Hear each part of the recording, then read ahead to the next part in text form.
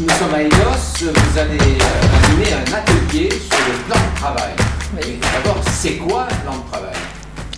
Alors, un plan de travail, c'est un outil qui va servir dans la classe pour gérer les tâches à faire, gérer l'organisation. En fait, l'élève va pouvoir savoir ce qu'il faudra faire dans les séances à venir.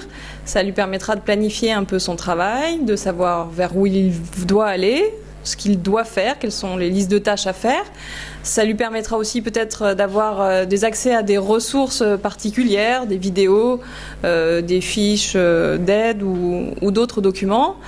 Ça permet à l'enseignant aussi de proposer des tâches différentes selon les élèves, où l'élève va pouvoir peut-être choisir entre un parcours ou un autre parcours en fonction de ses difficultés, de ses besoins. Et du coup, ça permettra effectivement de faire de la différenciation pédagogique à la fois sur des contenus et à la fois sur la gestion dans le temps des tâches à réaliser. Vous distribuez avant le cours, comment ça fonctionne ? Le document plan de travail va être distribué à tous les élèves en début de séquence, donc il va être utilisé sur plusieurs séances. Et ça va servir un petit peu de feuille de route. L'élève va pouvoir, au fur et à mesure de la réalisation des différentes activités, se situer dans son parcours, visualiser ce qu'il a fait, mais aussi ce qu'il lui reste à faire. Et l'enseignant, en visualisant le plan de travail, peut aussi ajuster son intervention auprès de l'élève et l'accompagner au plus près de ses besoins. Ce plan de travail est personnel, est-ce que l'élève travaille tout seul ? Le plan de travail est personnel, mais ça ne veut pas dire que l'élève est seul. On personnalise les apprentissages, mais on n'est pas dans l'individualisation. On essaye de faire en sorte que, tout en travaillant sur ses propres besoins, l'élève puisse être au maximum en interaction avec ses camarades, avec ses pairs. Alors comment on organise la classe pour que ce soit possible ? Pour cela, on peut constituer des petits groupes de travail au sein duquel les élèves ont le choix de travailler ensemble ou de travailler individuellement, tout en faisant partie d'un groupe au sein duquel ils pourront trouver de l'aide auprès de leurs camarades. Pour ces groupes, ça paraît indispensable en fait. L'enseignant, il n'est pas magique, il ne peut pas être derrière chacun des élèves. Et s'appuyer sur le groupe et l'entraide entre les élèves, ça paraît nécessaire pour éviter que les élèves se sentent vraiment seuls. C'est qu'à un moment, quand ils ont besoin d'aide, ils s'appuient d'abord sur le groupe et si le groupe est en incapacité, ils s'appuient ensuite sur l'enseignant, ce qui permet en fait à l'enseignant de pouvoir réellement être disponible quand il est utile. Cet enseignant disponible, il fait quoi alors pendant que les élèves travaillent sur leur plan de travail ? Il circule pour observer, donc déjà il y a essayer d'être un peu en retrait et de regarder ses élèves, les regarder travailler.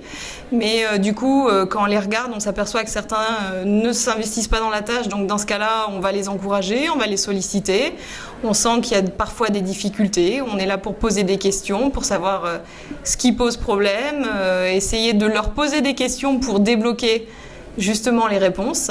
Et en fait, c'est un accompagnement groupe par groupe des tâches des élèves pour les inciter et renforcer donc cette implication dans le travail. Comment se réalise cette différenciation et comment le professeur peut suivre effectivement l'ensemble du travail de chaque élève ?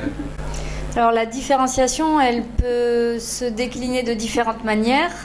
On peut différencier sur les rythmes d'apprentissage, puisque sur une même période, les élèves ne vont pas nécessairement consacrer le même temps pour chacune des activités à réaliser.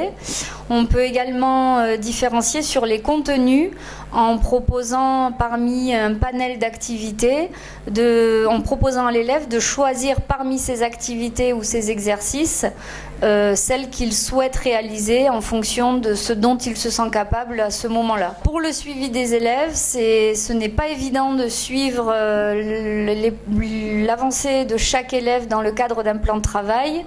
Néanmoins, il existe des petites choses à mettre en place pour faciliter le suivi. On peut par exemple se constituer un tableau type Excel où ils vont pouvoir, de la même manière manière qu'ils cochent sur leur plan de travail au format papier les activités qu'ils réalisent, on peut aussi leur confier la responsabilité de compléter eux-mêmes le tableau au niveau du bureau du professeur. Ça les engage aussi à valider eux-mêmes leur progression et à devenir un petit peu plus responsables de leur implication, de leur engagement dans leurs apprentissages. Après, de toute façon, comme l'enseignant, il est tout le temps en train de passer dans les rangs, passer de groupe en groupe, de toute façon, il y a une surveillance des tâches qui sont faites.